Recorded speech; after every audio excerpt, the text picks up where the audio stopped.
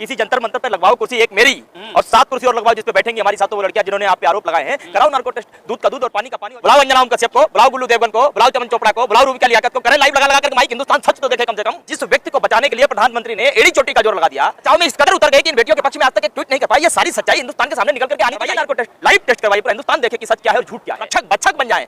उस अन्याय के खिलाफ, उस अन्याय के खिलाफ लड़ाई लड़ना बहुत कठिन होता है। मेडल लाने से भी कहीं ज्यादा कठिन काम ये बेटियां अन्याय की है। ये लड़ाई आत्मसम्मान की है। हर बेटी से ये कहना चाहती है कि तुम भी निकलो अपने घर। जिसके ऊपर यौन शोषण के आरोप हैं, यौन उत्पीड़न के आरोप हैं, जिसपे पॉस्को एक्ट लगा है और 30 से ज्यादा संगीन धाराओं में मुकदमे दर्ज हो चुके हो, जिसपे टाडा एक्ट लगी हो, जिसपे टेररिस्ट एक्टिविटीज में जो तिहाड़ जेल होकर के आया हो, 302 की खुद गवाही जो देता हो, यूपी गैंगस्टर एक्ट जिसपे लग चुकी हो, गुंडा एक्ट जिसपे लग चुकी हो, आर्म्स एक्ट जिसपे लग चुकी हो, वो समाज से भी नहीं। पाकिस्तान के तमाम नफरती दलों को चेतावनी देकर के कहना चाहता कि अब याचना नहीं रण होगा। ये रण बहुत भीषण होगा, क्योंकि बचाना है पूरे फेडरेशन सिस्टम को। इसलिए अब सलाखों के पीछे ब्रजभूषण शरण होगा।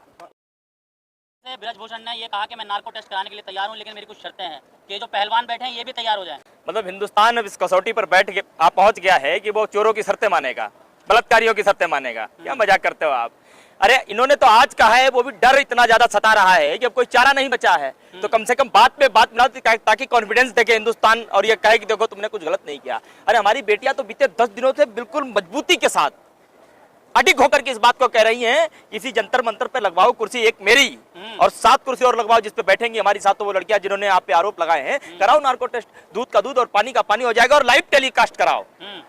बुलाओ अंजना ओम कश्यप को, बुलाओ गुल्लू देवगन को, बुलाओ चमन चोपड़ा को, बुलाओ रूबिका लियाकत को, करें लाइव लगा करके माइक हिंदुस्तान सच तो देखे कम से कम। हिंदुस्तान को यह तो समझ में आए कि जिस व्यक्ति को बचाने के लिए प्रधानमंत्री ने एड़ी चोटी का जोर लगा दिया, जिस व्यक्ति की दुहाई देते नहीं थकते कि वो निर्दोष है, जिस व्यक्ति के लिए बचाव में इस कदर उतर गए कि इन बेटियों के पक्ष में आज तक एक ट्वीट नहीं कर पाई। ये सारी सच्चाई हिंदुस्तान के सामने निकल करके आनी तो चाहिए कम से कम। कब करेंगे ऐसा? वो हमारी बेटियां तो कह रही हैं कि सुप्रीम कोर्ट की आप एक टीम बुलाइए, आप करवाइए नार्को टेस्ट, लाइव टेस्ट करवाइए, पूरा हिंदुस्तान देखे कि सच क्या है और झूठ क्या है। आप एक बात बहुत अच्छी तरीके से समझ लीजिए, जो बेटियां विदेशी सरजमी पर तमाम पहलवानों को धूल चटा करके हिंदुस्तान को चमचमाते हुए मेडल दिला सकती हैं, हिंदुस्तान का मस्तक गर्व से ऊंचा कर सकती हैं, तिरंगे को बड़ी शान से विदेशी सरजमी पर लहरा सकती है, पूरी दुनिया में हिंदुस्तान के अखाड़ों की महक को मिटा सकती है, वो हिंदुस्तान से झूठ नहीं बोल सकती, हिंदुस्तान की जनता से झूठ नहीं बोल सकती। ये स्वाभिमान की लड़ाई है। हाँ बिल्कुल। अब आप बताइए, कोई चोर, उससे पूछो तुमने चोरी की, वो कभी ये कहेगा कि मैंने चोरी की? बलात्कारी से ये पूछो तुमने बलात्कार किया, वो कभी कहेगा कि मैंने बलात्कार किया?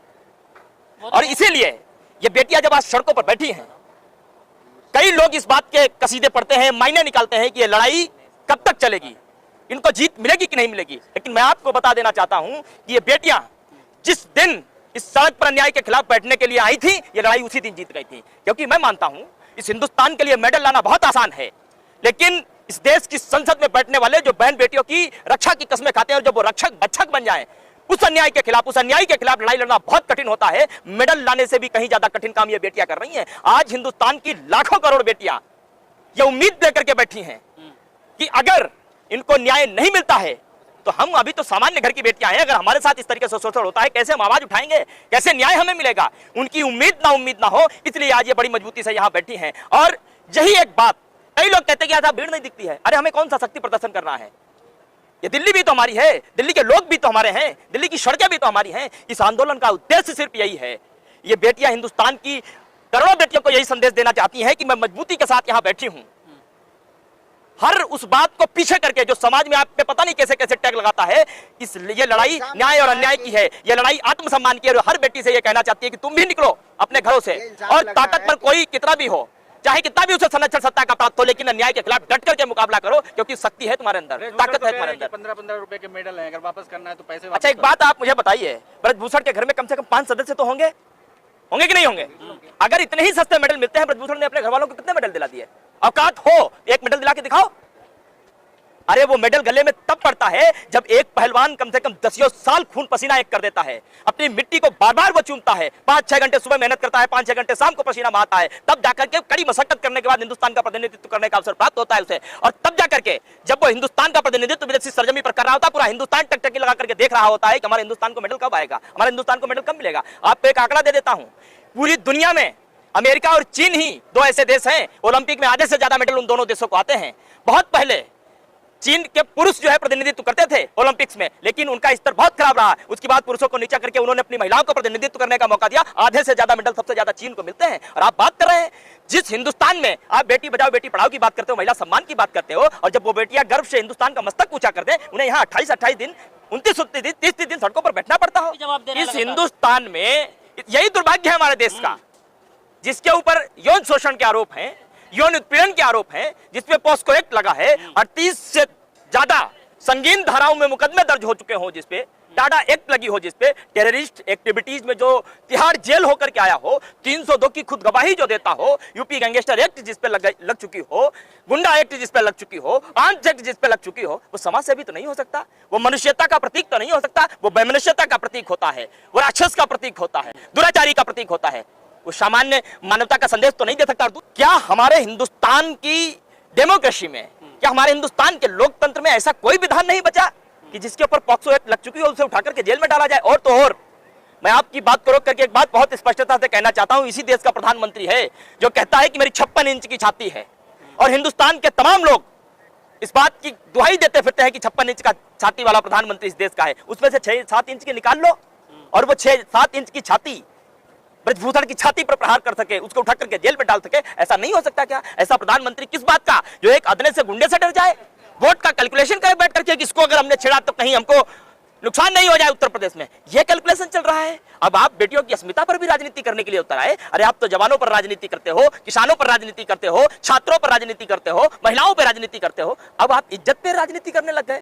शर्म आनी चाहिए इस देश के लोकतंत्र को, इस देश के लोकतंत्र चलाने वाले को, और खासकर नरेंद्र मोदी को। का जन्मदिन है 28 जून, और उसी दिन जो नए संसद भवन का उद्घाटन जब हमारा देश गुलामी की बेड़ियों में जकड़ा था, इस हिंदुस्तान को आजाद कराने के लिए तमाम ऐसे हमारे नौनिहाल जो फांसी का फंदा चूम गए, छाती छलनी करवा ली, रक्त की एक एक बूंद इस धरती पर उन्होंने बहा दी, लेकिन हिंदुस्तान को गुलामी से जो है आजादी की ओर लेकर के आए। हम स्वतंत्रता संग्राम सेनानी हमारे जो हैं, हम उनकी पूजा करने वाले हैं। तमाम वो लोग जिन्होंने देश के लिए दलाली की, अंग्रेजों के साथ रहकर के जो है देश के प्रति वफादार ना होकर के देश के गद्दारी की, देश के खिलाफ खड़े रहे, देश का खाकर के नमक हरामी करते रहे, ऐसे लोगों की तो हम नहीं मनाते। ऐसे लोगों की जन्मतिथि पुण्यतिथि वही मना सकते हैं जो आज भी देश के खिलाफ काम करने की मंशा रखते हैं या फिर कर भी रहे हैं। और इस बात में कोई कहने में मुझे गुरेज नहीं है कि वर्तमान सत्ता पर बैठे हुए लोग वही हैं जो कभी अंग्रेजों के साथ रहकर इस हिंदुस्तान के खिलाफ खड़े थे, उनसे तनख्वाह लेते थे, हिंदुस्तान की दलाली करते थे, अंग्रेजों की दलाली करते थे, और हिंदुस्तान की जो बुनियादी ढांचा था, बुनियादी संस्कृति थी, उस पर चोट करने का काम करते थे। आज वही अंग्रेज प्रधानमंत्री से ऑटोग्राफ मांग रहे हैं। हमने कहीं एक कहावत सुनी थी, चोर चोर मौसेरे भाई, तो इसमें कोई बहुत बड़ी बात नहीं है। इस बात को आपको समझ जाना चाहिए। बहुत इस तारीख है,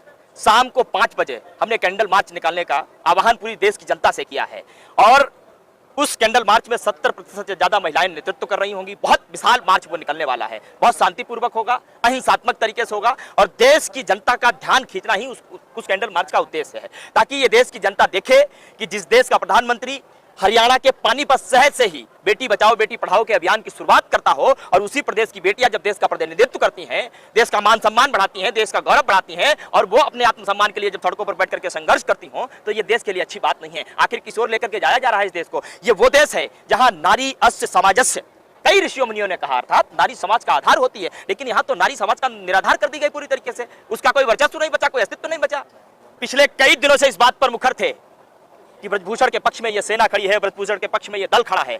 मैं हिंदुस्तान के तमाम नफरती दलों को और सेनाओं को चेतावनी देकर के कहना चाहता हूं कि इन बेटियों के पक्ष में हिंदुस्तान खड़ा है, और हिंदुस्तान से बड़ा कोई दल नहीं होता, हिंदुस्तान से बड़ी सरकार नहीं होती। और मैं चाहता हूं, जो लोग कह रहे थे कि हम जंतर मंतर को घेरने का काम करें, मैं उनको खुला चैलेंज देता हूं, आपकी औकात हो तो आप आइए, ब्रजभूषण के समर्थन में यहां प्रदर्शन कीजिए, ताकि हिंदुस्तान इस बात को भी देखे कि एक बलात्कारी के पीछे कितने और बलात्कारी खड़े हैं, एक ब्रजभूषण के पीछे कितने और ब्रजभूषण खड़े हैं, ताकि तुम्हारा चरित्र खुलकर के देश की जनता के सामने तो आए। मैं तो चुनौती देता हूं बार बार, आप आइए, थोथे बाज की तरह बजिए मत, करके दिखाइए। हमारी बेटियां सच के साथ खड़ी हैं, हमारी बेटियां न्याय के साथ खड़ी हैं, धर्म के साथ खड़ी है, इसलिए आज मजबूती से यहां बैठी हैं। इनके चेहरे पर सिर्फ एक ही बात है कि अगर आज हमें न्याय नहीं मिला तो हिंदुस्तान की लाखों करोड़ बेटियां जिनके साथ शोषण करने वाले शोषण करते रहेंगे, अत्याचार करने वाले अत्याचार करते रहेंगे, लेकिन कभी भी वो न्याय के दरवाजे को खटखटा नहीं पाएंगी, डर जाएंगी वो। और इसलिए मैं आपको कहता हूं कि अब याचना नहीं, रण होगा।